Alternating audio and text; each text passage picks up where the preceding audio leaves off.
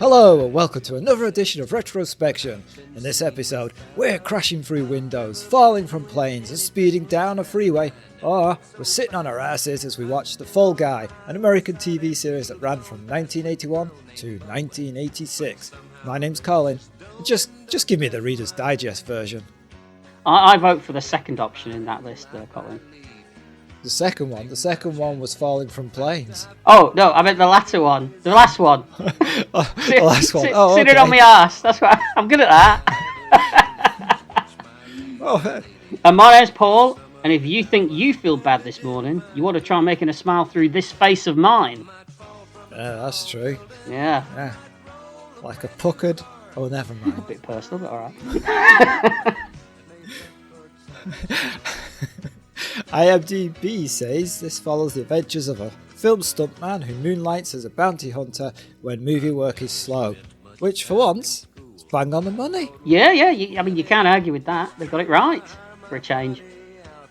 Yeah, although I have an image of him wandering a desert island looking for a coconut-filled chocolate bar. Yeah, that's a very specific English joke there, isn't it? Yeah, I am a very specific English bloke who does a very specific English joke. Is that what's going to be on your biography? Or on my tombstone. He wants what? That's weird. Well, Lee Majors, he did start his career out hanging out with stuntmen, didn't he? Although that sounds a bit strange the way I've put that, but... Yeah, it does a bit, yeah. I mean, I'm sure he's allowed to hang out. I mean, just turn up. Yeah, he wasn't just gate crashing. But it's come through the window. Well, that would be accurate, wouldn't it? You know, appropriate. He did spend some time being one, though, didn't he? And so I did read that he makes sure that real stuntmen got plenty of work on this show, which makes sense. Yeah, it does, yeah. The Fall Guy generally stars Lee Majors as Colt Seavers, Douglas Barr as Howie Munson, Heather Thomas as Jodie Banks, and Joe Ann Flugg as Samantha Big Jack. And the show was created by Glenn A. Larson. Wasn't there a movie that was about a stuntman? I don't remember, but yeah, quite possibly. Are you saying that Glenn A. Larson has pinched it? I think so. I mean, he's well known to us as Glenn A. Larson, isn't he? We've had discussions about him before. We have, yeah. Talking about discussions, we have to talk about the theme music for this show. It's by Stu Phillips and it's sung by Lee Majors. And it's pretty much the catchiest, greatest theme tune ever written. Once heard, it's locked in there.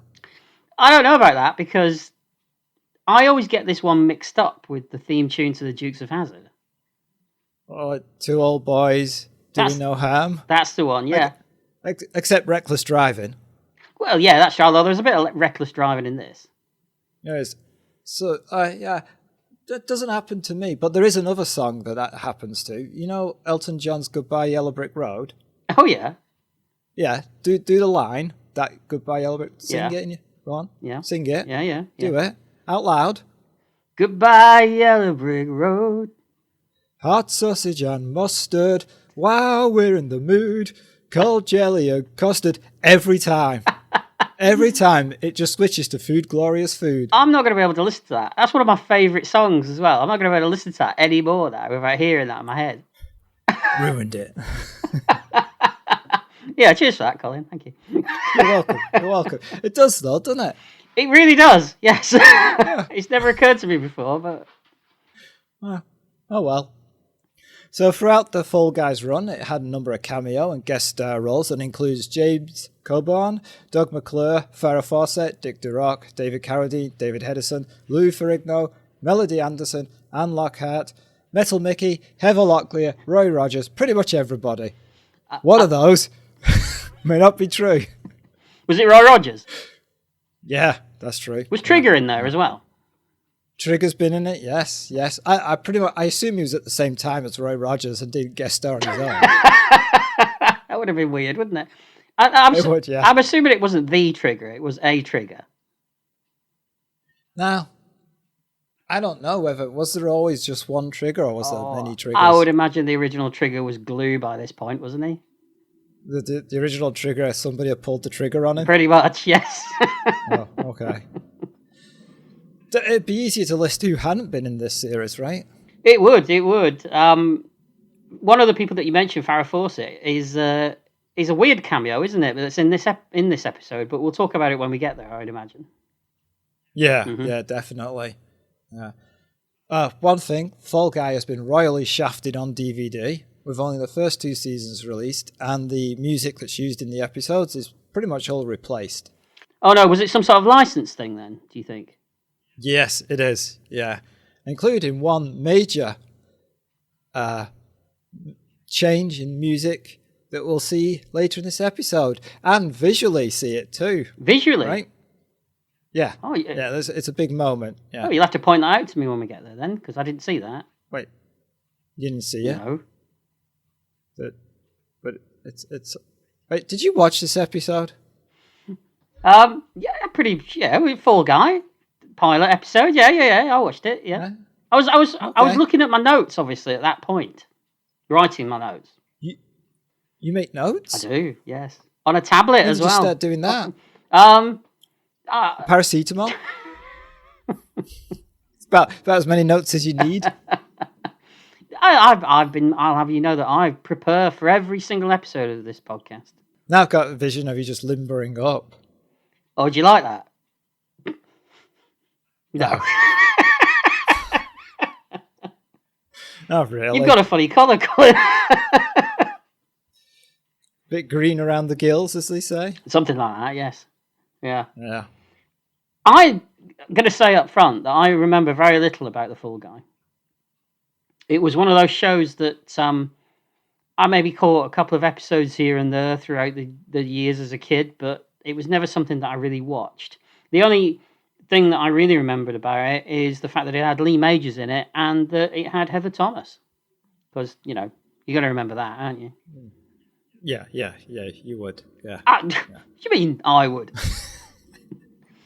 Heather Thomas had an interesting career after she quit acting, apparently, because she quit partly because she was sick of stalkers. Yeah, one climbed over a fence with a knife at one point. It's very rude. What? I mean, you don't have to take a knife for an autograph, do you? Are you? Depends what you want to carve it in. That's true.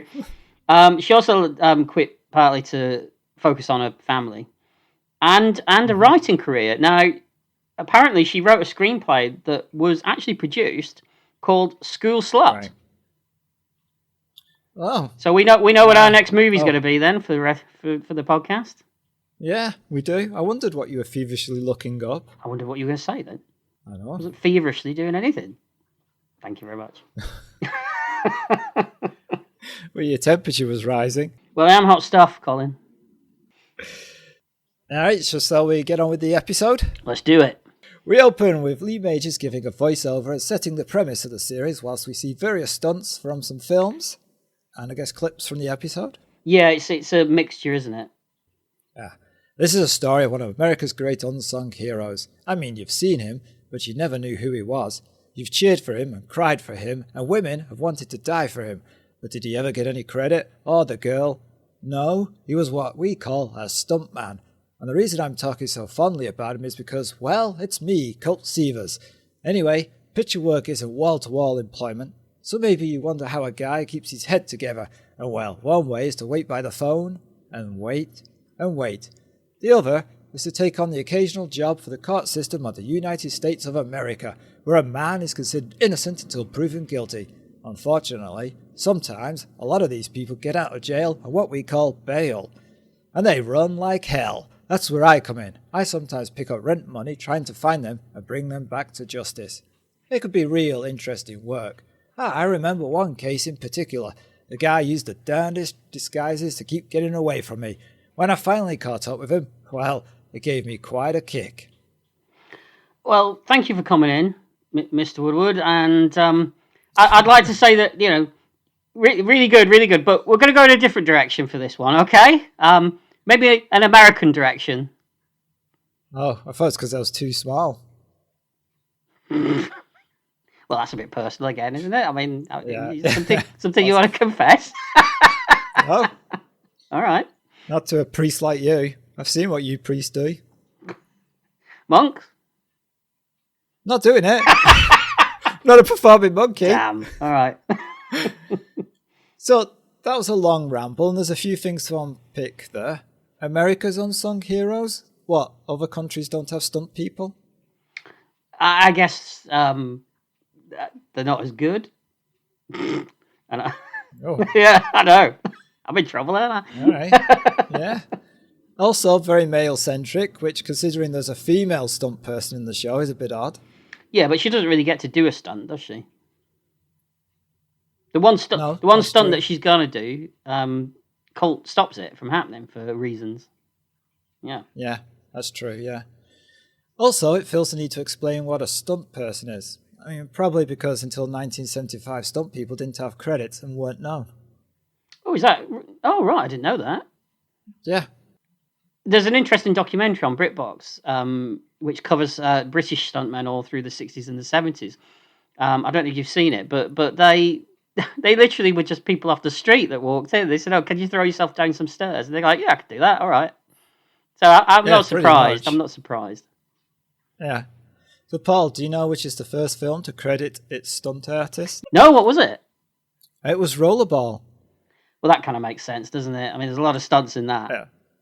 That's 90% of the film, Pretty much, yeah. 10% James Caan looking forlornly at a ball. Yeah, that's pretty much that, yeah. Yeah. So we now see a long shot of Los Angeles and an establishing shot of a hospital. Colt is arriving with some flowers that, I should point out, he's clearly stolen from a vase somewhere nearby. Well, I mean, he's not going to go out and buy real flowers for this one moment, is he? Which he knows what's coming. That's true, yeah. He enters a room. Inside is a man interaction and a nurse. She tells him he can't come in to see Mr. Smith, but Colt replies it's okay, he's a relative, and just the sound of his voice will ease the patient's pain.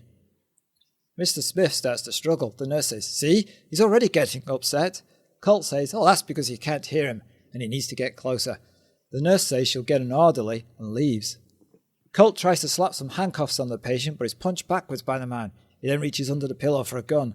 Colt grabs the hand holding the gun and tries to knock it out of his hand by bashing it against his leg cast. "Harvey, you've had some good disguises, but this one sure takes the cake." Colt knocks the gun out, but is punched in the face. They fall off the bed and continue fighting. The nurse returns with the orderly, who stands there and does absolutely nothing. Well, he's not going to get involved, is he? "This is for the lady you shot in the bank," says Colt and punches Harvey again. "And this is for the officer you ran down in your car." Punch. "And this is for me and the 3 months of aggravation of trying to find you."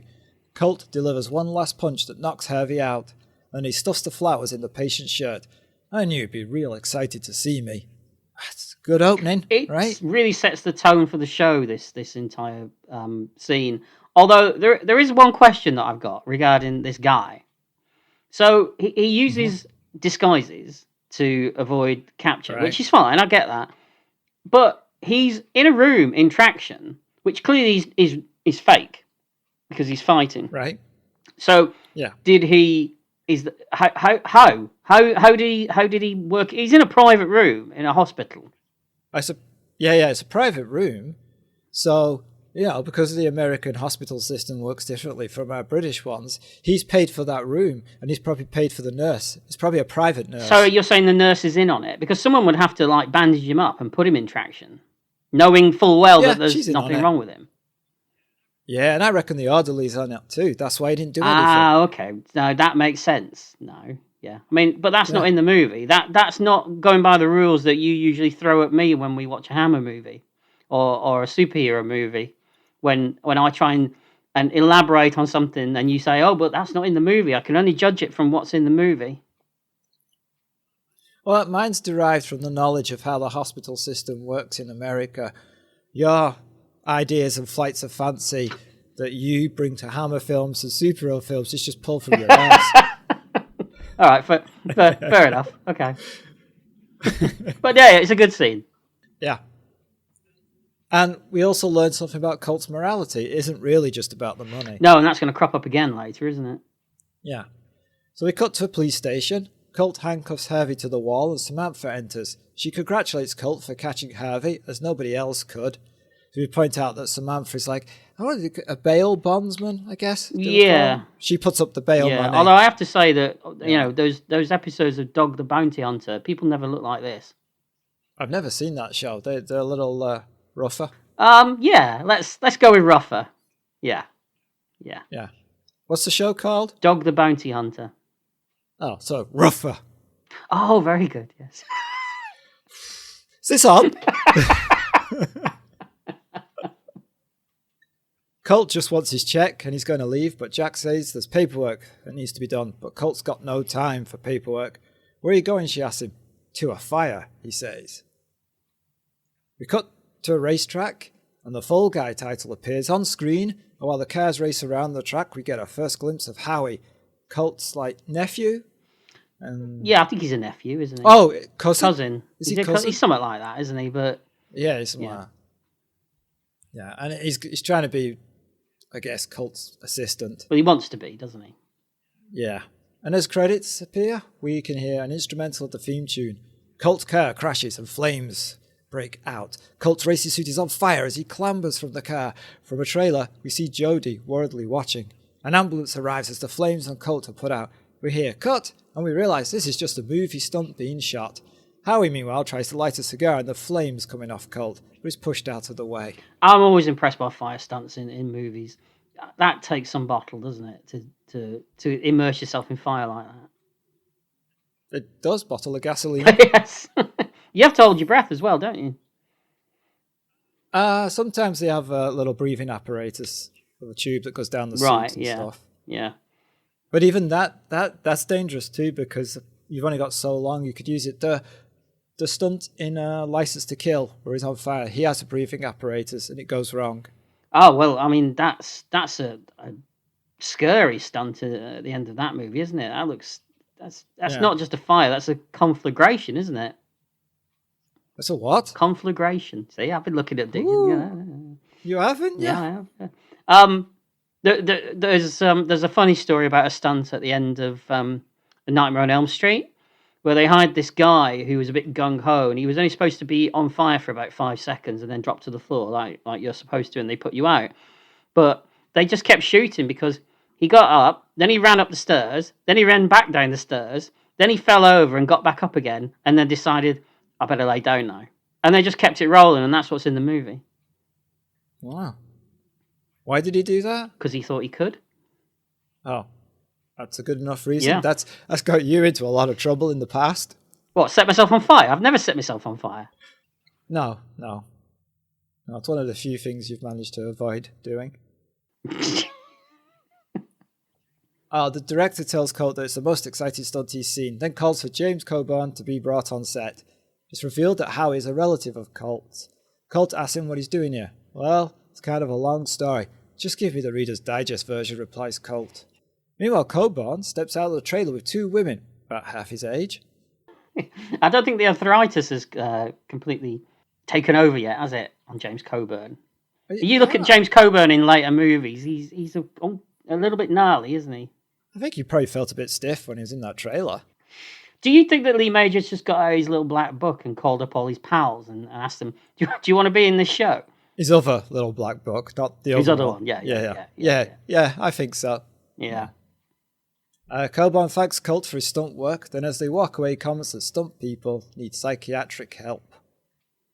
Mm-hmm. So it turns out that Howie is supposed to be at an expensive Eastern school, but he's left because he feels he has nothing left to learn to be rich and famous like Colt, which Colt scoffs at because he's anything but that. The intro trailer... Do you think that stuntmen are better paid today than they were back then? I would hope so. I would think so. I mean, they're unionized. Unionized? Yeah, they're unionized now, so... The weird thing is that this is the 80s, and because we're old, the 80s doesn't feel like it was that long ago or that different than the way things are now, but it probably was, wasn't it? Yeah.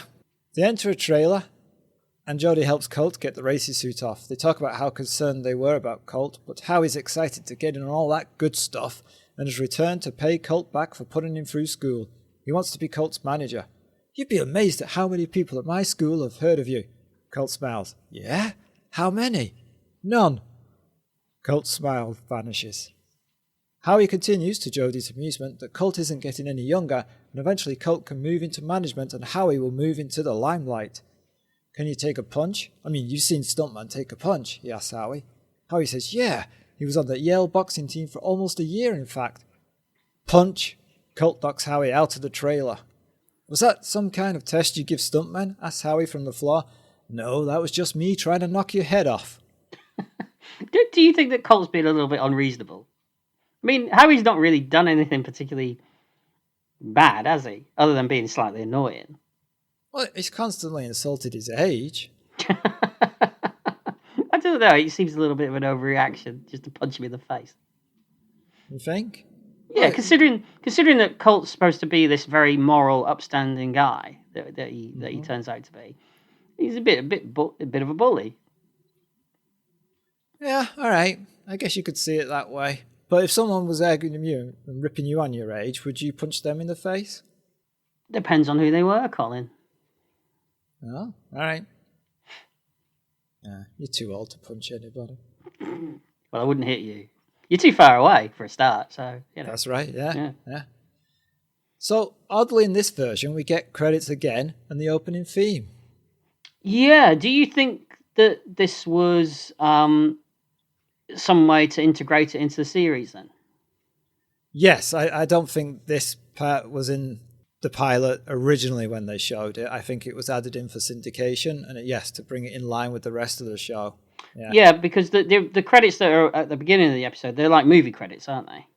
Yes, yeah. And I imagine they couldn't find film elements without the credits, so they had to use them. Right, yeah, that makes sense. It's just a bit weird to have two sets of credits in one episode.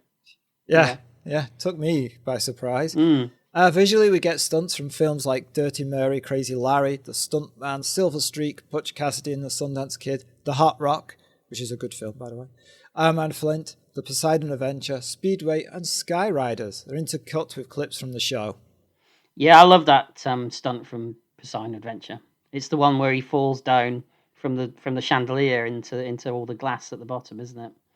Yeah, and the camera's right over the top of them. Yeah, it's one of the most famous stunts in movies, that, isn't it? It's always talked about. Yeah. We reopen with Howie, Jody, and Colt driving up to Colt's house in the hills. It's so far out that Howie thinks they're going to a ranger station.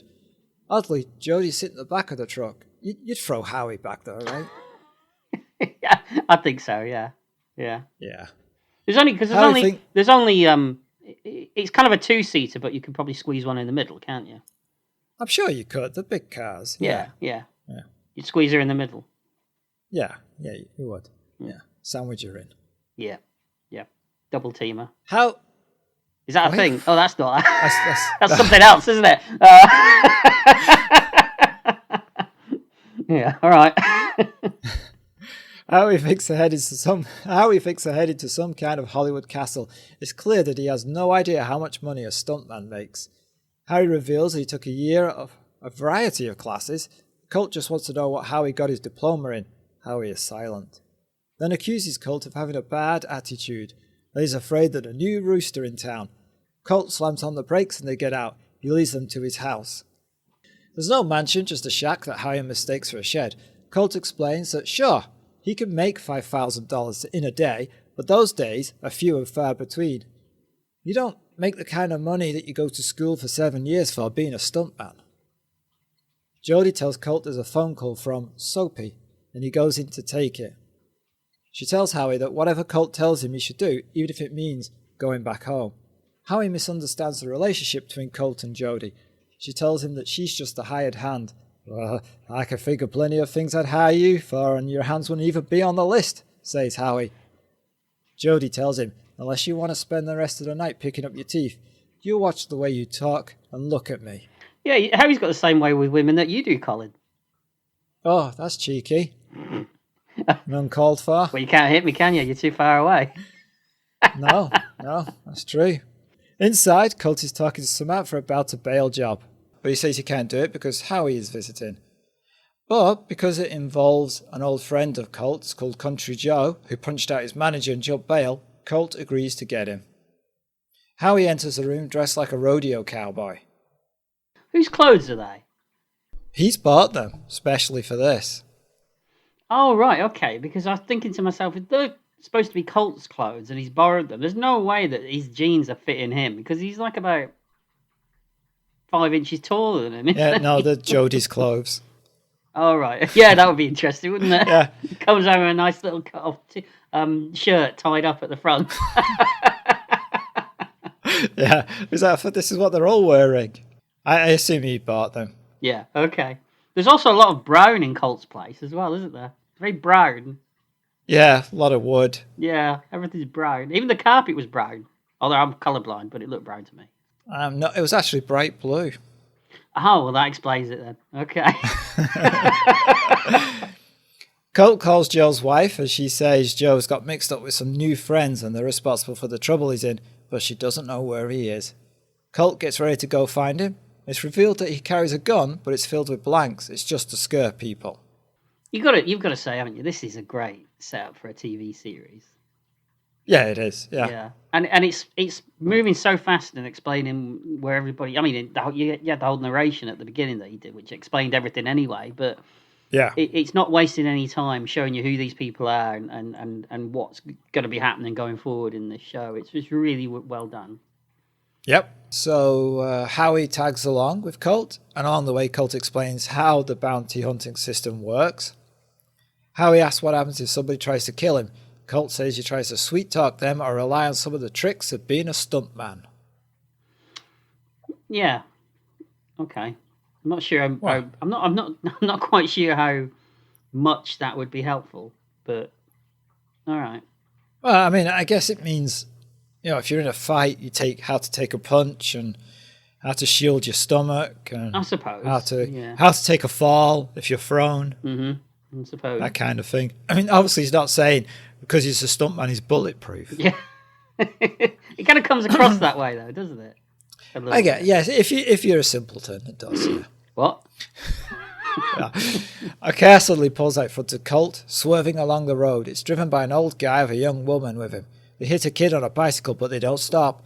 Colt radios for an ambulance on his CB. He gets out to help the kid, but a doctor is nearby and takes over. And it's Eddie Albert, this guy. It is, yeah. And he's fantastic in this episode. Oh, you like him? Yeah, he's so he's sleazy, but also at the same time he's kind of a bit dim as well, isn't he? And he's not your typical villain. Yeah, he doesn't play it that way. Also, we'll talk about it later, but none of that is typical. Oh, right, okay. Yeah, okay. Don't you think? Oh yeah, absolutely, yeah. Of course, Eddie Albert, you know his son quite well. He appears in several episodes of that TV show Beauty and the Beast that you like. You know. Sorry, what show? Beauty and the Beast. You know, guy lion face lives in the sewers. It's weird, but there's a part of my mind that's just blank now. Say what? It's labelled Beauty and the Beast, and it's just empty. Almost like it's been deliberately erased in some kind of weird science fiction. Have you been abducted again? Way. Not recently. I was going to say. They keep giving me back. It's because you like the probes, isn't it? Yeah, who doesn't? They're a great band. Punk, weren't they? That difficult second album. Yeah, hey? Oh, yeah. We're bringing out all the classics here on this episode. It's like a best of. It is. Benedictine's going to get a look in a minute. Oh, we can but hope, yes. At the police station, Samantha arrives. The police sergeant calls her Big Jack. Yes. So that's like a nickname. Yeah. Well, one of her nicknames. Yes, she appears to have two. You still haven't explained. You're going to explain Soapy to me, remember? Yeah, okay. I will. Right. Yeah. It comes up in a scene. She's here for a guy called Kramer. On the wall is a bail release form for the driver that hit the kid. He's brought out of the jail, and this is Kramer. She tells him the rules of being out on bail. And it turns out that Kramer owns a lot of real estate in Arizona, and he says he has no intention of leaving town, as that would be breaking the rules of the bail. And he's staying at the Beverly Hills Hotel. Samantha leaves, and Kramer makes a call to the woman he was with. Her name's Esther. He tells her he's out of jail. We cut to night, and Colt and Howie are still searching for Country Joe. They're checking out some country-themed bars. They enter one called the Palomino. Of course, the Palomino was the spaceship in what, Colin? The Black Hole. Very good, yes. Which was, we covered in which episode, Paul? Oh, years ago. I can't remember. Yeah. Long time ago. We were young whippersnappers back then. Yeah, we were, weren't we? You had her Were? in your ears. I wouldn't be surprised. I seem to have her everywhere apart from where it counts. Paul, it doesn't count. It doesn't matter. It doesn't matter to me. Be proud of yourself. I am. It doesn't matter to me. Oh, okay. So Colt is told that Country Joe is in the back with some mean-looking friends. He leaves Howie with the waitress while he goes in to talk to Joe. He accidentally walks in on a woman, but then finds Joe about to leave. Joe tells Colt to go away. Then one of the men with Joe also tells Colt to leave, and that he is Joe's new manager. Which one of these turkeys really beat Doc up, which is Joe's manager? Joe tells Colt that Samantha will get her bail money back. Now the guy with Joe says they've been patient enough and drags Joe away. The two heavies and make a move to Colt. He dodges and knocks one through a door and out the window. And then as the other one advances, he pulls his gun out and tells the guy to follow his friend. And this guy jumps out of the window. Back in the bar, Colt punches the guy who said he was Joe's new manager. And a bar brawl breaks out. It's at this point you should have noticed that the entire band in the background are completely blurred out. Well, are they really? Is this the thing you were telling me about? Yep. Oh, I'm going to have to go back and have a look at this. Because it is Paul Williams singing Patsy Cline's Crazy. Oh, no, it's Paul Williams. Yeah, so Paul Williams, he wrote a song for the Carpenters. He also wrote Rainbow Connection in the Muppet movie. Yeah, I love... He was an actor as well. Yeah, I love Paul Williams. He's in one of my favourite films of all time. What film? Phantom of the Paradise. Ah, all right. So, yes, so they didn't want to pay him for this DVD. So they blur him out and they replaced the music. And they removed him from the credits. Wow, I'm really going to have to go back and look at this now. Yeah, it's terrible. Oh, right. I didn't see that at all. I must have been writing my notes at that point, Colin. Yeah, you do a lot of note writing, considering you weren't taking detailed notes at this point. I did. I was very studious. Mm-hmm. Makes a change. Going back over that whole segment that you just did, there's a few things that I did notice. Mm-hmm. And this is a thing that happens all the way through this episode, but it was worse in the scene with the lady that they walk in on. You know, when she tells them to get out. It's some of the worst dubbing I've seen in a long time. There's lots of really bad dubbing in this episode where it doesn't match with the actor speaking. I didn't really notice. It even happens with the main cast sometimes, particularly in outdoor shots, because obviously they've had to ADR the dialogue. Right. It's really bad. Yeah. Really bad. I wonder why that is. Yeah. I should also point out there is a scene before. At the beginning of the barroom brawl and at the end of the barroom brawl with Paul Williams that was cut out. They really didn't want him in it. That explains as well, because I can't imagine that you'd just get Paul Williams just to sing in the background. Yeah. He was quite a big name, Paul Williams. Right. Still is. The other thing I was going to say, we've got a little bit of a Star Trek connection in this episode, haven't we? Yeah, that's right. There's Klingons in the bar. Very surprising for a country western bar, but then Klingons are known for the fondness for country rock. No, the bad guy with the henchman. Mm-hmm. Is his name Randy? Is it the bad guy?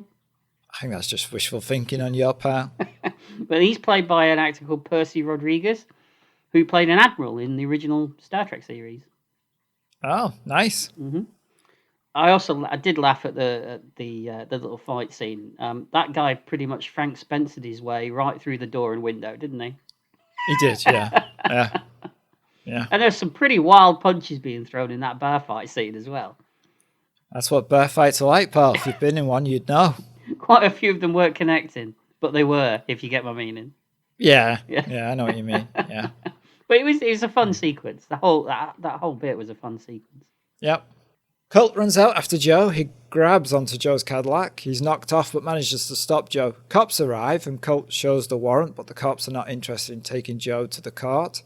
They leave Colt, who will now have to spend the night shuffling Joe from jailhouse to the courtroom, but Joe makes a deal. He says he'll hand himself in so the judge will go easy on him. Colt agrees, but will keep Joe's Cadillac as insurance. Mm-hmm. Howie's going to drive Joe in the Cadillac to the police station. Colt heads home, but he's followed by the men from earlier. They stop and Colt gets out. He explains to them that Joe isn't in the truck and that he's handing himself in. They don't believe Colt. They have a gun on him and start to beat Colt up. The manager gets back into his car and listens to classical music as we hear Colt being beaten up. It was interestingly done as well, because they focused on the music and on the car stereo, and you just hear all the punches and the grunts in the background. I thought that was quite a different way of doing it. It was quite atmospheric. Yeah, It was. I agree. Although there is not a single mark on Colt when he gets up, other than a little bit of blood. He's got got blood a in little his bit face. of blood coming out the corner of his mouth. Yeah, But he's wearing clothes, Paul. They hit him in the stomach and the body. They didn't Okay. mess his face up. It's Colt Seavers. You don't mess that face up. Okay, point taken. All right. They ask Colt, what did Joe give you to let him go? What did he tell you? But Colt doesn't know anything. Colt wants to know what's going on. You just don't do all this over a small-time country singer. But the manager tells his colleagues to shoot Colt with his own gun so the police won't have any clues, and dump the gun. What kind of guys are you? You don't shoot a man with his own gun, says Colt, then tries to run away. The guy shoots him in the back and Colt falls. The guy wipes his fingerprints off the gun, then drops it near Colt's body. They leave him, and Colt gets up. He kisses his gun. Good job, there were blanks in there. That whole thing is nicely set up. It's not cheesy or bad. It's very well done. It's exactly what I was going to say. Yeah, it's a great example of setting something up and then giving it a nice payoff. Yeah. Later in the episode, yeah. Yeah. Howie drops Joe off at the police station and drives away. Joe makes a call to his wife. He tells her he's turning himself in. She tells him there are men outside and they threaten to kill her and the baby. She tells Joe to run instead. He tells her to pack up and go to her mother's house and then hangs up. Next day we see Howie driving the Cadillac to Colt's place. Joe is in the bushes watching. When Howie leaves, Joe jumps in the car, drives it away. Country Joe's taking all this quite well, isn't he? I mean, considering that his wife just told him that her life and kids have been, her kids' lives have been threatened. He's quite blasé about it all, isn't he? Yeah, he didn't seem to rush to a... Well, yeah. I guess there's not much he can do. He hasn't got a car. That's true at the minute. But so he's going to get the car. Yeah. Mm-hmm. Yeah. Colt's asleep on the bed. Howie wakes him up and sees that Colt has been beaten up. The phone rings and he grabs it. It's Samantha. She tells Colt that Joe never showed up. But Colt says, don't worry, we've got Joe's car, and that mollifies her. He says he'll drop it off before the end of the day. Right now he has to go and gaffer for a stunt that Jody is doing. But when they get outside, they discover that Joe's car is gone. They get in the truck, and as they're driving, Howie asks Colt if he often gets beaten up. Colt says, no, usually I breathe through it. Then what happened last night? Nothing. It went perfectly, replies Colt. That's what you look like after it's gone perfectly? I'm wondering whether this is the sort of a gag that they runs through the whole series, that he always seems to spin everything around that it's the way that it's supposed to go. Right. It's not as bad as it looks, Yeah, it's all going according to plan. Yeah. Maybe, yeah. Jody calls on the CB. They can't hold the stunt for Colt to arrive, and they've changed it slightly. The director now wants the jump to go through an awning. Colt tells her to cancel it, but she feels she has to go ahead. We cut to Samantha calling Kramer. She tells him that the boy he knocked over has died, and the charges are now manslaughter. She needs more money because now the bond is higher. It was quite shocking when the kid died, I thought. In a show that's so light-hearted, and then suddenly this kid's dead. Yeah, that's true. Mm-hmm. Yeah. Got you in the feels, did it? It did. In the what? As the kids say. In the feels. Oh, are you down with the kids on the streets? Is that... Steady. Don't say it like that. I said the streets, not the playground, Colin. So it sounds wrong when you say it. It's a great way to keep the costs down on a show, isn't it? If you just set a lot of it in the studio a lot. Yeah, it's always like American shows used to do that. At least one episode in the run would be set in a studio. I think they did one every season in the A-Team, didn't they? Because of Hannibal, of what he was doing. And then I know there's one in Knight Rider too. Right, yeah. It's a perfect thing to do. Yeah. Mm-hmm. And even Moonlighting did one. They did. They did, and in this, they don't even. I mean, a lot of the times they would make up a fake studio, wouldn't they? But no, you see the Fox Studio logo on everything around them, don't you?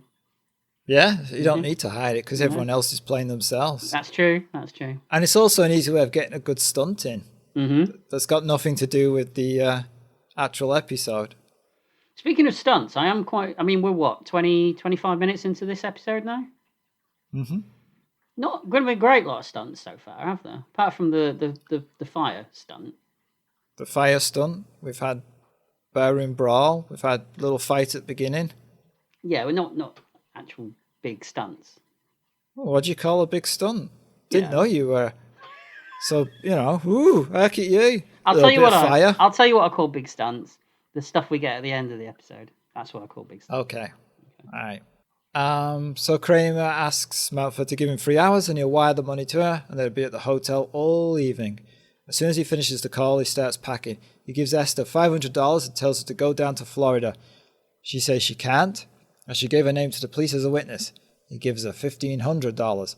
I don't want to ever see your face again, he tells her. It's a bit rude, but all right. Oh, no, it was in the episode. That wasn't just me talking to you. Oh, right, yeah, sorry. Yeah. I got it. We cut to the stunt, and Jodie's on the roof of a building. She points out that Colt called for a crash bag twice the size of the one that's down there. It is a small bag. It's very small, yeah. Yeah. Looks rather dangerous. It's like a shopping bag with wind in it. Colt arrives and he's not happy. He says the stunt can't go ahead and Jodie's only doing it to please the director. He says anybody jumping will miss that bag and hit the cameras. The director calls the woman that's with Jodie and tells her to do the stunt instead. And she says Jodie is fired. Then Colt makes his way up there and he picks up a stage lamp. He says he'll drop it straight down. If the director is confident it will hit the bag, then just everybody stay where they are. The director tells the crew that if they move, they're fired, and that Colt won't ever work again. As Colt gets ready to drop the lamp, the crew run away, leaving the director and Howie behind. Colt lets go of the lamp. Howie knocks the director out of the way as the lamp misses the bag and crushes the director's chair. Tell Colt I'd like to buy him a drink in my trailer, says the director. It's interesting, this bit, considering just how many accidents there have been just in recent years on film sets. There's been quite a few. Yeah. So I can imagine that some directors probably want to cut corners. Yeah? Yeah, they just want to get the shot done. Yeah. It's that attitude, isn't it? Oh, it's not going to happen to me on my shoot. It'll be fine. Yeah. Meanwhile, Samantha discovers that Kramer has done a runner. She calls her office and informs them that Kramer has skipped and to get Colt to her office as soon as possible. And Colt later arrives at Samantha's office with Howie. This is where it's revealed why they call her Soapy. Oh, here we go. Right. There's a lot of build-up for something that's not that exciting. It's because her entire life is like a soap opera. Oh. Is that it? Yeah, that's what it says. Oh. I must have been making my notes then at that line. The notes, the detailed notes that you didn't need to be making. I mean, you say detailed. I mean, there's detailed and then there's detailed, isn't there? She tells them about Kramer knocking the kid over, and Colt and Howie realise it's the accident that they saw. She explains that Kramer seemed law-abiding, and at the time the bail was only $1,500, but the kid died, and they raised the charge of the bail money, which he's paid for, but he's gone. Colt says that Soapy falls for every sob story that comes through the door, but now she's out for $100,000 if Kramer isn't brought in. She'll pay Colt $10,000 if he brings the guy in. Colt wonders what the catch is, because Samantha always leaves some kind of little surprise out of the conversation until after he's agreed to do the job. She hands him expenses and a photo. He takes it and says, "This time you made a bad deal, because I'd have gone after this guy for nothing." That's his moral code coming back in there. Yep. And later, we get a verse of the theme song plays. We see the truck heading to Arizona. Yeah, how many bloody verses are there in this song? 25. 25. It's a very long lament. Wouldn't it be interesting if there was a different verse in every episode? That they had to come up with a new verse for every episode. That'd be quite fun. Yeah, it'd be fun, but you know that after season 1, that would be dropped. Yeah, definitely. And it's fine to say that it'd be fun for us to listen to it, but it wouldn't be fun for the person that had to write it. No. Colt says he's worried about this case because Soapy offered $10,000. Usually starts at, $2,500. She knows something they don't. They then start seeing Kramer's name all over town. Kramer Real Estate, Kramer Grain and Feed, Kramer Furniture. Well, it could be really dicey trying to pick up a guy who owns this town. We better make some friends, says Colt as they stop and get out. Once was a boy named Paul, and he was really hairy. Then one day he fell into some goo, so blue. He used to be tall and svelte, now he's short and really squat, and his follicles have started to go. No longer wanting to be seen, he tells his stories. A podcaster is what he wants to be. Cracking jokes and being funny, that's what he thought he'd do, but our listeners may possibly disagree. He might tell an innuendo, push a line too way far, 'cause he's the unknown podcaster who wants to be a star.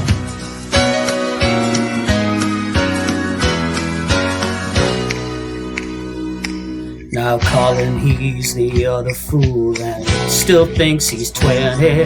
Can't really carry a tune even though he may go away. Got himself a microphone and a big bad bottle of gin, and he started to ramble and sway all day. We might tell an innuendo, push a line too way far, 'cause we're the unknown podcasters who just want to be stars.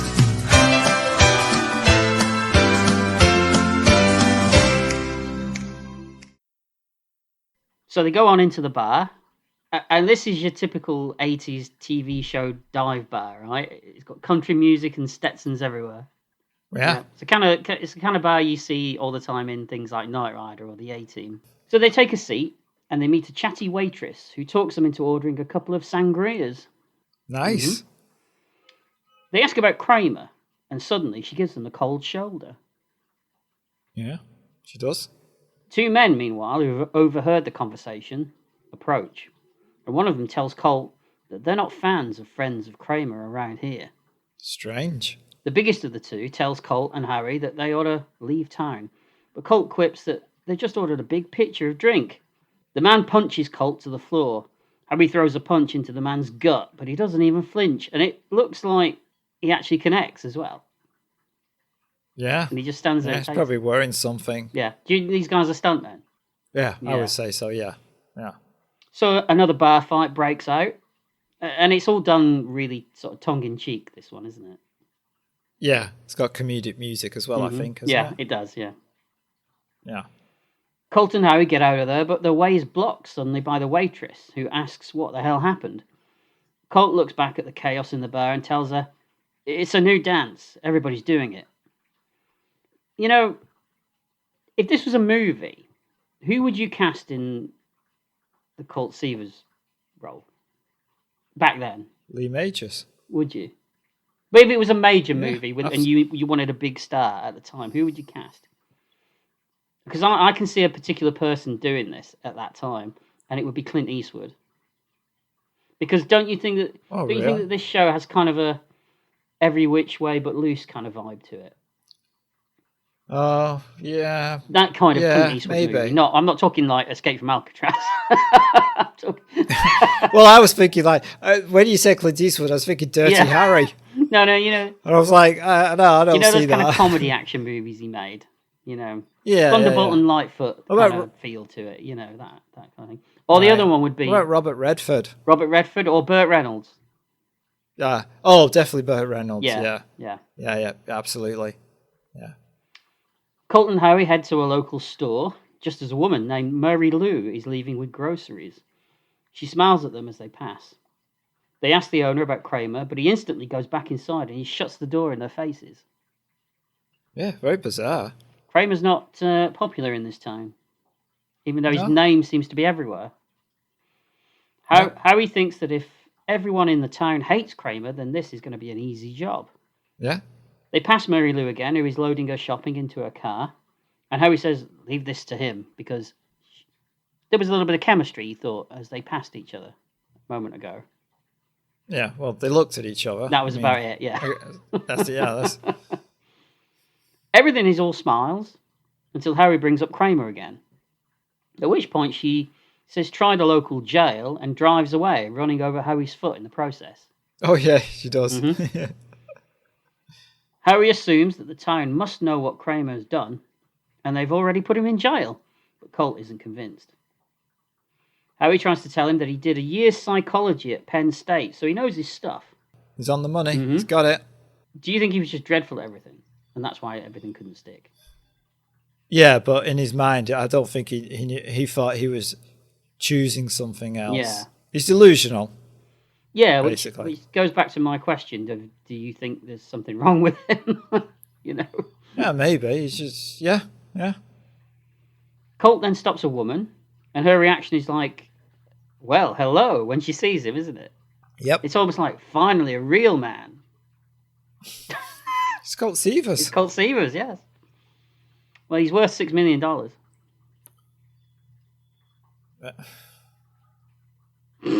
Anyway. She's confused when he tells her that they're looking for the jail, and he asks them if they're new deputies. He mentions Kramer, and she calls Kramer an egg-sucking ferret. That's a bit of a specific insult, isn't it? It's also weird. Do ferrets suck eggs? They'll suck anything, won't they? I don't know. Well, don't you put ferrets down your trousers? So. I don't think you have to. I don't think that's a thing that the ferrets are designed for, Paul. He doesn't come on the box. No, it's just not like... You know, oh, wait, you got some pants for those ferrets? You need to buy some pants. It comes with ferrets. But no. I always thought that was the thing. You, there is a thing of sticking... I didn't make that up, did I? People do put ferrets down their trousers. Why? Well, if they like to suck eggs, you know. You know what I'm saying? What? Well, they'll suck anything, won't they? Like I said. Apparently. Is a ferret a whippet? Or is a whippet a ferret? Or are they two different things? I don't know what a whippet is. What's a whippet? A whippet's a dog. Oh, is it? Is it? It's like a small greyhound. Well, you couldn't fit one of those down your trousers, could you? I don't know what a whippet is. I'm supposed to know what a whippet is. You don't know what a whippet is? You're fucking northern. What's that got to do with anything? It's a big thing. Whippets and Yorkshire people, Lancashire people. Not in my world, it isn't. You don't know what a whippet is. I thought a whippet was a ferret. No. It's a dog. One of those. It's a small greyhound. Right, okay. A ferret is a kind of rodent type thing. No, I know what a ferret is, but I didn't know what a whippet was. Oh, are you sure? Yeah. They go down your trousers, yeah. I said. No, those are underpants. You really are confused. I am. You'll be like, oh, but that's where you go into Marks and Spencer's. You go, have you got any ferrets? You know. I want some ferrets with pictures of boats on. If I walked into a pet shop that was run by less reputable owners, I'd be a right mark as I walked in, wouldn't I? We could. Oh yeah, walking out with a ferret on a lead. They're going to fix his foot and whip it. Look at the guy. Yeah. I'm not doing a bit. I genuinely didn't know what a whippet was. Oh, I know you're not doing a bit. All right. Anyway, back to the Fall Guy. She storms away and is almost run down by a car as she crosses the road. But Harry dives out and saves her. Unfortunately, she takes it the wrong way, hitting him and telling him to get off her. Yeah. Then a man comes over and she tells him that Colt and Harry are obviously more of Kramer's goons. Come to town to rip everyone off. Right. And then she drives away. Doesn't she yell at him as she's driving away? And we get another gag where Colt asks Harry if he's okay, and he says it's just a few minor abrasions, and he tells him about when he was a pre-med student. Yeah, so he learned something else that he didn't succeed at. They finally get to the police HQ, and they ask the officer, a Sergeant Taggart. I know his name's Taggart, which was very confusing because he wasn't Scottish. But there's been a murder. Murder. No, what was that? I don't know. You're right. You have a stroke. Not yet. Anyway, they asked Taggart, who's standing at the desk, about Kramer, before realising that there's a picture of Kramer on the wall. He's the sheriff. Oh, this episode's taking a turn. Colt leaves a message with the officer about an idea he wants to discuss with Kramer, and he and Howie make a hasty exit. As they leave, the officer, Taggart, calls over another deputy named Renfro. It's a bit of a strange name. Is it? Renfro? Yeah. In my head, all I kept thinking about was Renfield from Dracula. I thought, is he going to start eating spiders and flies all of a sudden? Outside, Colt and Howie are walking and discussing the situation that they're in. And Colt tells him that he needs to remember that everything looks the darkest just before it becomes completely black. A man after your own heart there, Colin, eh? Mm-hmm. Yeah. Yep. Cheery fart. He's right, though. Yep. Back in the city, Colt calls Big Jack, or Samantha, or Soapy, or whatever she's called.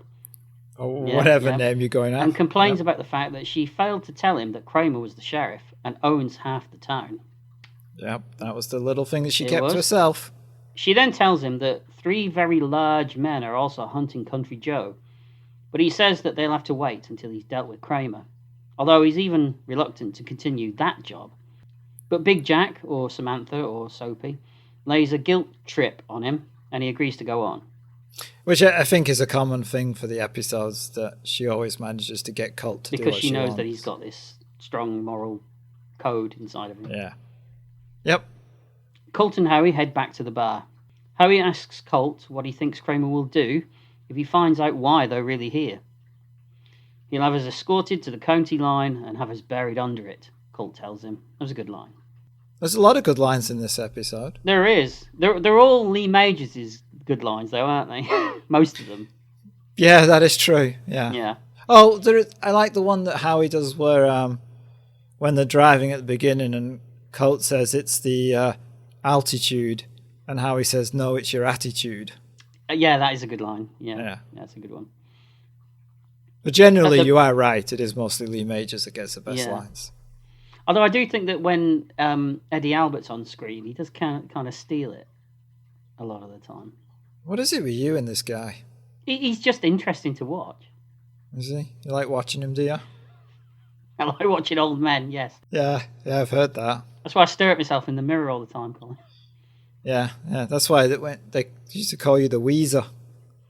This wheezing sound. Just watching old men wheeze. Back at the bar, the waitress is less than pleased to see them again. They protest their innocence, and she reluctantly lets them in.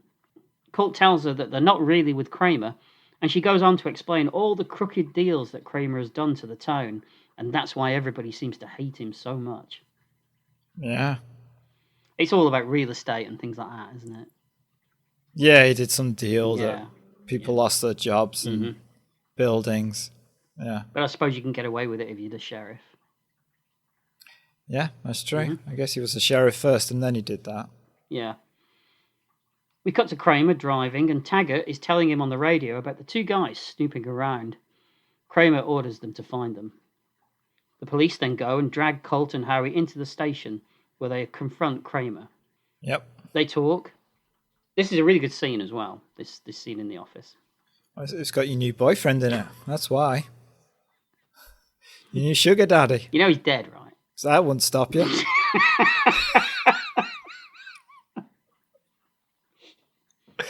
It just makes it trickier. Well, yeah, you know. But I've seen your toolkit. I beg your pardon? When was this? With your hammer for prying off coffin lids. Oh, I'm glad you said for prying off coffin lids. Oh, you're glad that I said that? Normally people wouldn't. You come to something when that's a plus in your life. It really is. There's a tool for every job, you know. Yeah, there's a job for every tool. They talk, and Kramer says that he's never heard of a Colt Seavers. Colt tells him not to worry, as he's used to being the unsung hero. Oh, nice. We got a lyric in. Yep. Colt gives Kramer a story about scouting locations for a movie, but Kramer isn't having it at first. Just who are you, he asks. And Colt replies, Burt Reynolds, although he's sometimes Robert Redford. Yeah. Kramer is about to call in the funny farm police, isn't he? I think he even says Yeah, that, 'cause doesn't he? we've got a loon here or something, Yeah, he something like says, that, doesn't yeah. he? Yeah. But Colt explains that he's actually a stuntman who wants to rent the police to stage a high-speed chase. Nice. Kramer still isn't convinced, but Colt gives him a number to call in Hollywood to check out his credentials. Yeah, the Fall Guy Association. That's right. We cut to Colt and Harry, languishing in a jail cell. Harry's a little bit disillusioned with his hero at this point, convinced that on their first adventure together, they're about to die like dogs. And that's the way he puts it. Yeah. Whippets. No, Ferrets. Right. But Colt says he's got a plan. That when Kramer calls the number to check up on Colt, his stuntman credentials will check out.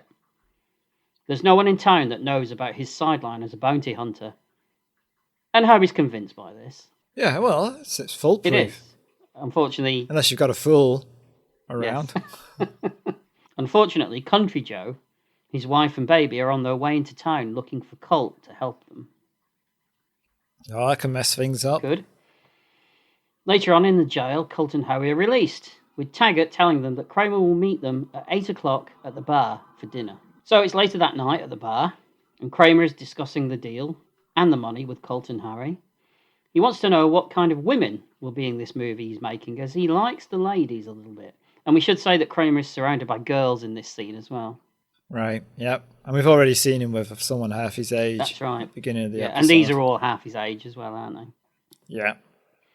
Thinking on his feet, Harry mentions Dolly Parton, Farrah Fawcett, Anne Margaret, and Lonnie Anderson. Hang on there, says Colt. Lonnie Anderson isn't firm. Not firm, replies Kramer, raising an eyebrow. She looks real good on the TV. Nice misogynistic joke, but it's funny. It's funny, you can't deny it. Yeah, no. Colt then tells Kramer that for a rehearsal, they need to gather all his deputies together to check out their driving skills. Tomorrow morning, outside the jailhouse. And he'll need a chopper as well. Oh, gonna get an axe? Gonna get an axe, yes. Mm. Kramer is a bit suspicious, but eventually agrees to it. Colt is ready to leave when Country Joe's wife enters, carrying her baby, and she says that she urgently needs to talk with him. Kramer thinks that this is some sort of a domestic thing, and he makes his excuses. Yeah, he thinks he's... Yeah. Yeah, because he basically thinks, his wife's come to find him, doesn't he? Yeah. Yeah, because they've just been talking about that before. That's right. Colt and Harry leave with the wife, and she takes him to Country Joe outside, who tells them that Randy and his goons are hunting him. Back at the hotel, Joe explains that it's all about drugs. His tour bus was being used to sell them and store them, so he got rid of them. And there's some other stuff about blaming him now, and they want him dead. Something like that, anyway. Yeah. Drugs in tour buses, I think it's been the plot of quite a few TV shows and I think so, yeah. films. Yeah. Hey, it's also the plot of that Evel Knievel film. It is, and I'm pretty sure that there probably are lots of drugs in tour buses. No. Just the occasional paracetamol. Oh, right, okay. Colt wants Joe and his family to get out of town and head back to LA. Colt asks how Joe found him, and it turns out that Harry had left a message with an answering service explaining where they'd gone. Oh, the foolproof plan just met the fool. Harry says he didn't realise that they'd have to be incognito on this job, and he left the message in case his mother was looking for him. Colt just shakes his head. Yeah, what you gonna do with the boy? Kill him. That's a bit harsh. Yeah, but, I mean, he's not really bringing anything to this equation, is he? He's not really helping Colt much. He takes a punch. That's true. You could always fling him at the bad guy, couldn't you? Yeah, you could fire him like a howitzer. Very good. Howitzer. Yeah. Howitzer. Yeah. Okay. Moving on swiftly. Keep going before people think about it. Back at the station, Taggart is on the phone talking about a missing cat as Colt and Harry are outside with a rope. Right, yep. Colt 60s Batmans his way up the wall and sneaks inside the locker rooms. Harry's keeping watch outside as more deputies start to arrive. Colt takes a uniform from a locker and sneaks back out. He's about to climb down when he sees the cops below and he goes back inside. And he sneaks past Taggart on the desk just by holding the uniform up in front of his face and saying goodnight. Yeah, it's genius. It is. It's quite funny. And in all fairness, Taggart looks like he's about to say something, and the phone rings and distracts him, doesn't it? Yeah. So he's got away with it. I mean, you'd figure like no one's going to break into a police station, so in your mind you're like, oh, it must be someone you know. Yeah. So he kind of just dismisses it, doesn't he? Yeah. We cut to Randy and his goons driving into town. They pass Colt and Harry, who are waiting in their truck. Colt is now wearing the police uniform. That's them, Colt tells Harry. Are you sure? He asks. How can I forget? They killed me, Colt says. Yeah. Good. They drive after Randy with the red lights on top of the truck flashing. So it looks like a cop car from behind. Yeah, exactly, yeah. Randy gets his goon to pull over. Colt in the uniform approaches and he asks for the driver's license. The goon recognizes Colt as the man that they already killed. That'd be a shock, It wouldn't would, it? yeah. Meanwhile, Harry attaches a cable to the back of the car. The goon tries to reverse, straight at them, but Colt dives out of the way. Yeah. They try to drive away, but the cable is stopping them from leaving. Then Colt points his gun through the window of the car at Randy and smiles. And we cut to an ad break. We do. No, it's the gun again, isn't it? The gun with the fake bullets in that they used earlier on him. Yeah. So it's morning and the police are all lining up their cars outside the jail as the chopper is being flown in. Colt and Harry leave Randy and his goon tied up in their hotel room and they head out. They get to the station just as the chopper lands and Kramer meets them. Colt explains what he wants the officers to do. He'll lead the way south in a car with Deputy Renfield, or whatever his name is, and he wants to see which of the other officers can catch him. Then Kramer will pick him up in the chopper and take him back, so he can observe the officers driving. Fair enough. Sounds good. It all sounds a bit... I mean, if you were Kramer, you were thinking, this doesn't seem right. Don't you think? Yeah, but he's blinded by the thought of... money. Dolly Parton and That's true. Lonnie Anderson. That's very true. Everyone sets off, and there's lots of tyres squealing and yee-haws going on. Yeah, It's like Friday night at Paul's. That's every night. Although it's not tyres that are squealing. It's ferrets. Oh, whippets, you can't tell. They're trying to get out of my trousers. Ah? They don't like it down there. No. Very damp. Harry climbs into the truck. Don't look at me like that. And slowly drives away. And we get this chase scene that has lots of really well shot driving in it, doesn't it? Yeah. It's like, at this point, we have a vibe of like a 70s movie like Dirty Mary, Crazy Larry, or Vanishing Point or something. Definitely. And when all the police cars in a minute start to crash and try and do jumps and things, it's also a little bit of Blues Brothers as well in the back of my mind. But obviously, that's in a... I'd have gone with Smokey and the Bandit. Yeah, all that kind of vibe. Yeah. This is better than Smokey and the Bandit, though. Well, you don't like Smokey and the Bandit, do you? No, I tried, and maybe we'll do it one day on the podcast, but I tried a while ago to watch Smokey and the Bandit, and it was so boring. I found it really dull. Back at the hotel, a maid enters the room and finds Randy and the goon tied up. Meanwhile, the chase is going on, and Colt starts to lose some of the deputies as he pulls some really cool driving moves. You sounded like a kid. You were like, real cool driving moves. Well, they are, aren't they? Yeah. And he's also telling Renfro at the same time what a great leading man he could be. Yeah, he's buttering him up. He is. And not in a Marlon Brando way. No. Salted or unsalted? It's got to be salted, hasn't it? Has it? Well, it will that be. Doesn't sound It will be if you butter him up after Marlon Brando. Yeah, that's true, yeah. Kramer in the chopper doesn't seem to mind that all his police cars are being trashed. Yeah, there is that. Yeah, well, he's got so much money, maybe it doesn't matter. Maybe if it's a film company, he'll reimburse him anyway. Well, there is a little thing in this that calls back to the Highwayman episode that we watched when Don't all the police cars in that get trashed, and then suddenly loads more of them turn up at the end? And that happens in this as well. This small town has a very large police Seems to, yeah. force. Yeah, it does. And Colt pulls things like driving on 2 wheels, and of course the police try it, only to crash and turn over. Yeah. And we get carnival music as Colt's leading them round and round, creating a dust cloud. Yes, we do. Yeah. And then we get a nice slow motion jump across a bit of a pond or whatever it is. Yeah. Finally, Colt pulls over and the chopper lands. Colt tells Renfro to take over and do the best he can. He then pulls a gun on the chopper pilot and tells him to get out before taking off, with the bemused Kramer in tow, leaving Renfro looking confused on the ground. Yep. In the chopper, Colt explains what's really going on, but Kramer tells him that he won't get away with it. Back at the station, Randy and his goon inquire after Country Joe. Taggart's less than interested.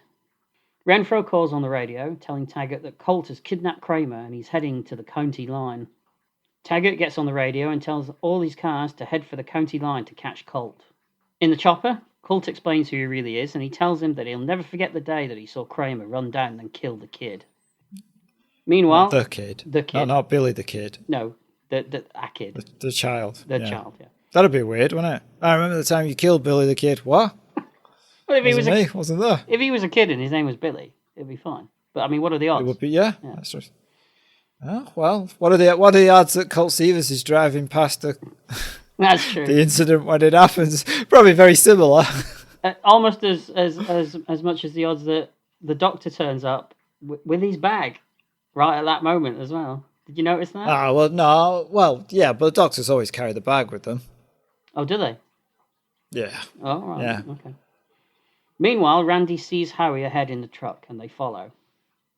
Maybe he wasn't a real doctor. We didn't. Maybe that's why the kid died. we didn't see what happened, did we? He opens his case and a bunch of flowers comes out. That would be a dark moment, wouldn't it? Yeah. Not really a doctor. A clown. Very similar. Often get confused. What gives it away? The big red nose? Yeah. Yeah. The fact his stethoscope honks. It doesn't go do-dum. It goes honk, honk, honk. Like that. You've got big feet, haven't you, Doctor? Yeah. I'll see the rest of me. You know what they say about people with big feet? Big shoes. Ah, right. That's his clown name. Big Shoes. Big Shoes? Dr. Big Shoes. Dr. Big Shoes? Yeah. I think I've seen him, you know. What he does, he goes, "Oh, I'm Dr. Big Shoes." The other person goes, "Bless you." Dr. Big Shoes. Bless you. Yeah, no, I get Doing it again. I got it. No, I'm going to do it again. Okay. He does it 3 times. Gets a laugh every time. Round of applause. And then he goes, "I'm going to take your temperature." And he pulls out a 3-foot thermometer. I'm glad you said thermometer. I got to put that in my mouth. Start going in your mouth, sunshine. Dr. Big Shoes. It's a laugh a second. Are you doing your tight 3 minutes here, Colin? Is that what you're doing? Oh, what? Revolving around a clown that pretends to be a doctor. Yes. That'd be a bit weird, wouldn't it? Come on stage. It would. Aye. It's working for you, though. It's working. It is, is it? Yeah. Ah, thanks. Colt brings the chopper close to Harry, and he tries to tell him that he's being followed. He makes sort of hand gestures to him, doesn't he? Yeah, it does. Randy's goon starts shooting at Harry, and they all chase each other for a bit. And Kramer starts panicking at all the bullets flying around. Yeah, one of them hits the helicopter. It does. In the glass. But Colt lowers a hook from the chopper, and he catches Randy's bumper, lifting the car in the air, and he flies it away. It's really good fun, this, isn't it? Yeah, it is. Yeah. Car's clearly empty, but it's fun. Oh, yeah. But it's still good fun. Yeah. Colt finally drops Randy's car onto the top of a mountain, but they take a couple of shots, and black smoke billows out of the chopper as it flies away, leaving Randy wondering just how they're going to get down. Yeah, because it's one of those weird mountains that's just in the middle of nowhere, like a weird pedestal. Yeah, it's like a giant brick, isn't it, in the middle? Yeah. Colt flies the crippled chopper towards the county line as Howie races along below, chased by all the police cars that have appeared. Yeah. Colt tells Kramer that he's going out, and that if he doesn't want to follow him, then these 2 sticks fly the chopper. Kramer just looks at him, saying that he'll crash and die. Don't worry, the explosion will kill you first. Nice. No. But Kramer doesn't like the idea of that, and he follows Colt's lead. They jump from the chopper into the back of the truck, as the chopper flies into a fake explosion that cuts into a stock footage explosion. Yeah, that's not very good. I'm guessing that there's no blowing up of a helicopter on a TV budget. No, but they could have done an Airwolf special where it flies behind a hill and then they just set off an explosion. Yeah, it's not good, is it? It looks a bit rough. The truck races towards the county line as Howie asks Colt, "Are all your cases like this?" "No," replies Colt. "Sometimes it gets real sticky." Ooh. So there's that thing. What? Nothing. Okay. I thought you were going somewhere then, but you didn't. No. Good for you. Yeah. Because you know damn well if it was the other way around. Yeah. You know where we'd be. In jail. In jail. Comedy jail. Comedy jail. Where we should have been a long time ago. Hey, they haven't caught us yet. No. Kramer tells Colt that if he knew he'd go to all this trouble, he'd have turned himself in. Yeah, makes sense. And finally, they pass the county line, forcing the deputies to stop. Renfro radios Taggart to tell him that they've gotten away, and it's the last they'll see of Big John Kramer. Taggart gives a huge whoop. It looks like they couldn't stand the guy after all either. That's great, isn't it? I love that bit. Mm-hmm. Because you don't expect it. I mean, maybe the police weren't even really trying. That was I was going to say. Do you think that they were only half-heartedly sort of like chasing them? Yeah. As the truck drives away into the great wide open, the theme tune starts to play again. And at this point, I thought, is this the end of the episode? But no, it's not. Oh. Later, we're back at the Fox lot. A blonde woman is rehearsing a car stunt as Jody takes a call from Big Jack, who's looking for Colt. Jody explains that he's in the middle of rehearsing a shot. Howie comes over and takes the call. He asks if he can help, and Jack tells him something about the Rio brothers being spotted. This is another case that she needs him on. But Howie keeps getting the message wrong. "Where's Colt?" she asks. "He should be dropping in any second," Howie tells her. Suddenly the car screeches up and does a huge jump into a truckload of watermelons. Everyone claps as the blonde woman gets out. It's Colt, in a blonde wig and a dress. Yeah, it's a hairy woman. Hairy woman. The way you like them, Colin. That was a terrible Christopher album. As he walks away from the car, he passes the leading lady of the movie, who tells him what a great stunt he's just performed. He pulls off his wig and smiles, and says anything for his leading lady. She asks him to come over, and asks him if he's taking care of himself. "I always do," he replies. "No, you don't," she says tenderly. "I know you, remember?" He smiles and says, "Well, I guess I better let you go." She squeezes his hand and tells him to be careful. Kissing her hand, he smiles. "You too." As he turns to go, she laughs and says, "You still have great legs." And this is the Farrah Fawcett cameo. Yeah, and it's odd because they'd separated before this was filmed. Yeah, and didn't they want to do it to show that, because it'd been quite a tabloid divorce, hadn't it, with lots of really bad rumours going around about how difficult the divorce was. And I think they wanted to prove that they were still fine with each other. Yeah. I can imagine that this was huge at the time. Yeah, I would think and so. Probably a big shock for audiences, because Farrah was huge at this point, wasn't she?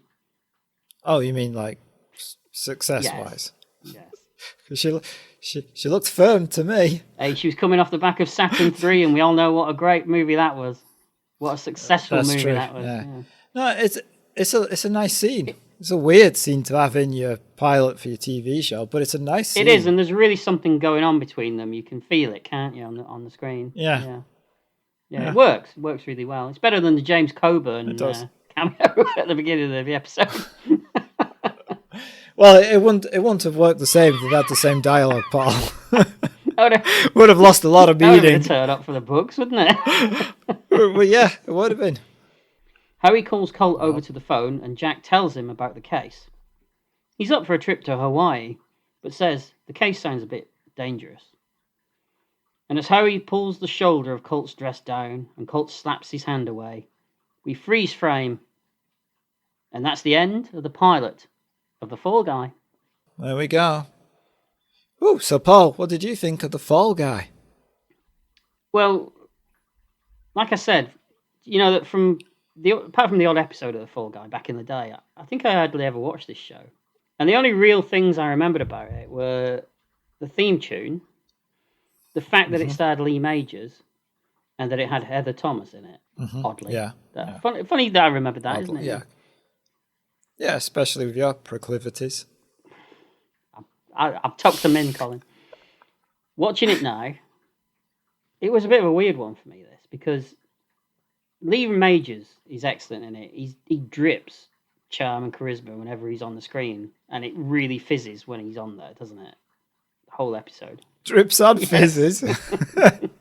What a combination. Just what I like. A bit of drip and a bit of fizz. Yeah. Bit of drip. Oh, yeah. Put them together. What do you got? Put that on the poster, couldn't you? Yeah, he drips and he fizzes. I like the premise. It's a great idea for a weekly TV series. Stunts were great, although I didn't think there was enough of them. But the car stuff at the end with the chopper was all really, really good. I really like the light-hearted tone to it all. I mean, it's so different than the kind of shows that we get nowadays, isn't it? Yeah, definitely. It's fun. I liked it, but would I watch any more? I don't know. It didn't grab me the same way that things like The A-Team or Airwolf have done, and all these rewatches that we do. It's not that I thought it was bad, and I enjoyed it while it was there. But it felt like there was something missing. There was some extra piece that should have been there that would have tipped it over into being a must-see for me, where it was just kind of fine. If his truck turned into a plane, would that have won you over? Well, we've been there and we've done that, haven't we? And it didn't work before, did it? On the highway, man. So I'm kind of on the fence with this one a bit. Ooh, wobbling. It doesn't feel like a hit. But it's definitely not a miss either. No, that's complicated for you. Yeah, so I'm kind of unsure about which way I suppose if it's definitely not a miss, then it's got to be a hit. Yeah, do we allow like middling? I don't think that's an option, pal. Okay, I'll say hit with reservations. Okay. And what did you think of it then? Although I think I know the answer, but go on. It's like you said, it's very light and breezy. I like Lee Majors. I like his character in this, and I like the world of the stunt people and the films and that intermingling with real life into the fiction of the story. I like Heather Thomas. Howie is an annoying character, but for me there's always a line that sometimes characters cross over in that they're supposed to be annoying, but they become so annoying that I find them repugnant. But he manages not to cross that line for me. And it could be that I'm making allowances because of the show. I'll accept that. But it still works for me. I find it fun. I like the stunt work. I like because it's physical as well. It's not CGI at all. There's none of that nonsense. Yeah, all that was really good. Yeah. Truck's nice. Cameos are cool. Does it make me want to watch more? Yeah, it does. Yeah, for me. I'm going to watch more. Oh, interesting. So for me, it's a hit. No. Well, I mean, we both kind of enjoyed it. I just enjoyed it more than you. Yeah. You made an interesting point about Harry, though. Whereas it could be that you're making allowances for it. It could just be that it doesn't irritate you. But I think I would find that if that was his shtick for 5 seasons, I would start to get tired of it quite quickly. Yeah, I think for me though, it's like I've built up like a defense of dealing with someone who's delusional and thinks they know a lot about things and they just talk nonsense, and they don't really know what they're talking about. I've had experience of that for 30 odd years, so I think Howie is easy to deal with for me. I've no idea who you're talking about, Colin. No, and that'd be the reason. Okay, so. Well, with that, thank you to our Patreon supporters, and don't forget you can email us at info@retrospectionpodcast.com. You can also visit the site at retrospectionpodcast.com, and you can still message us on Facebook, Twitter, and Instagram. Please rate and review us wherever you download your podcast because it really helps. And remember, keep on dodging those punches. Bye. Bye.